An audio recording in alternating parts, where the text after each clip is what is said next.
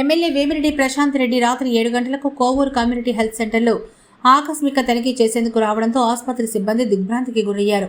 Night షిఫ్ట్లో ఉండాల్సిన డాక్టర్లు మరియు నర్సులు ఉన్నారా లేరా అని ఆమె పరిశీలించారు. ఆసుపత్రిలో ఇన్పేషెంట్గా ఉన్న వారికి అందిస్తున్న వైద్య సేవలను అడిగి తెలుసుకున్నారు. కోవూరు కమ్యూనిటీ హెల్త్ సెంటర్లో మౌలిక సదుపాయాల గురించి ఆరా తీశారు. ఈ సందర్భంగా ఎమ్మెల్యే ప్రశాంత్ రెడ్డి మాట్లాడుతూ హాస్పిటల్లో సిబ్బంది హాజరై ఫిర్యాదు రావడంతో ఆకస్మిక తనిఖీ చేపట్టినట్లు ఆమె తెలిపారు.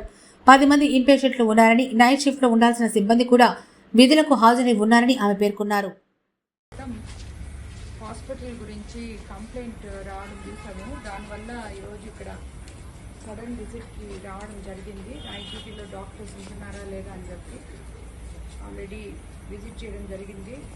పేషెంట్స్ ఉన్నారు, ఒక 10 మంది దాకా ఇన్పేషెంట్స్ ఉన్నారు.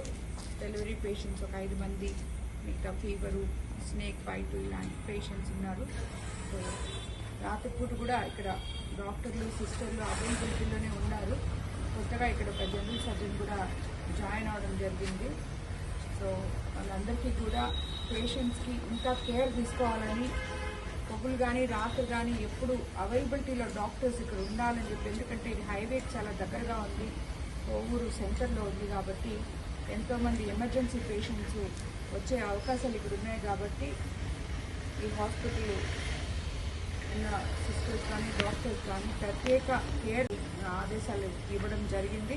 అలాగే హాస్పిటల్ కూడా దీనికి కావాల్సిన మరమ్మతులు అయితేనేమి, రెనోవేషన్లు అయితేనేమి ఏదో ఒక ఎంపీ గారితో మాట్లాడి ఏదైనా సిఎస్ఆర్ ఫండ్స్ వాటిల్లో మాట్లాడి తప్పకుండా ఈ హాస్పిటల్ని బాగు కూడా చేపిస్తామని చెప్పి కూడా తెలియజేసుకుంటున్నాం.